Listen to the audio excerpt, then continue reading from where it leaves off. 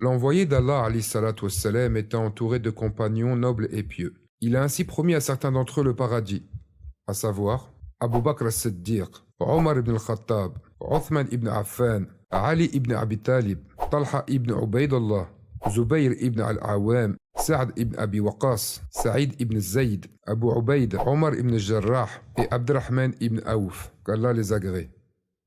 Ibn Taymiyyah a dit au sujet de ses compagnons, qu'Allah les agrée, quiconque lira leur biographie avec compréhension et perspicacité et connaîtra la récompense que Dieu leur accordera, réalisera certainement qu'ils sont les meilleurs des humains après les prophètes. Il n'y a jamais eu personne comme eux et il n'y en aura jamais.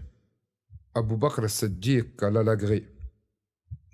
Il fut le premier homme à se convertir à l'islam. Il fut le fidèle compagnon du prophète alayhi salatu wassalam, le suivant dans toutes ses conquêtes et l'épaulant à chaque bataille. Il fut le premier calife de l'islam. Omar ibn al-Khattab, qu'Allah l'agrée. Il était connu pour sa justice et sa droiture. Il était doté d'un grand savoir. C'est lui qui a ordonné de regrouper la parole d'Allah dans un seul volume. Il craignait tellement son Seigneur qu'à force de pleurer, on pouvait distinguer 2 traits noirs sur son visage. Il fut le successeur d'Abu Bakr as-Siddiq, qu'Allah l'agrée.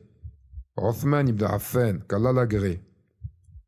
Il fut le 3e calife. Il épousa la fille du prophète, Ruqayya, qu'Allah soit satisfait d'elle. Puis quand celle-ci mourut, il épousa sa sœur, Kalthoum, qu'Allah soit satisfait d'elle. Il est surnommé l'homme aux 2 lumières, sans doute en raison de ces 2 femmes. Le messager d'Allah, alayhi salatu wassalam, l'appréciait et avait confiance en lui. Il fut assassiné par les ennemis de l'islam, qui établirent un complot contre lui.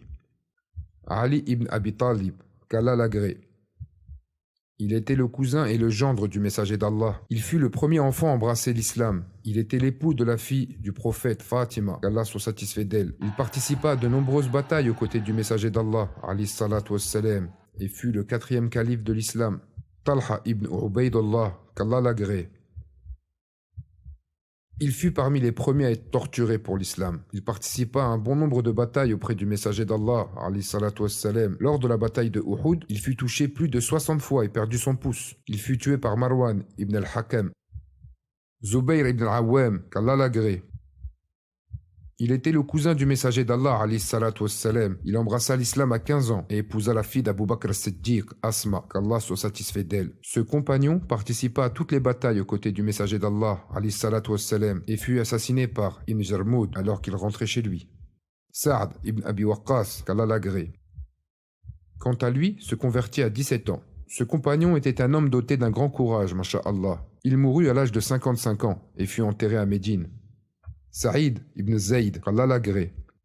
Il était le cousin de Omar ibn al-Khattab, qu'Allah l'agrée. Il fut parmi les premiers à embrasser l'islam et mourut à Médine. Abu Ubayd, Omar ibn Jarrah, qu'Allah l'agrée. Il participa à toutes les batailles. Omar le nomma chef de l'armée à plusieurs reprises lors de son califat. Il mourut de la peste en Syrie. Abdurrahman ibn Aouf, qu'Allah l'agrée.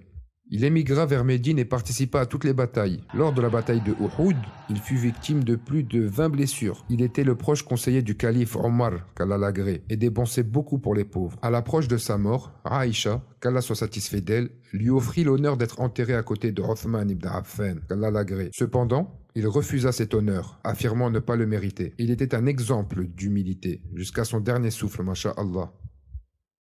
Qu'Allah fasse miséricorde aux compagnons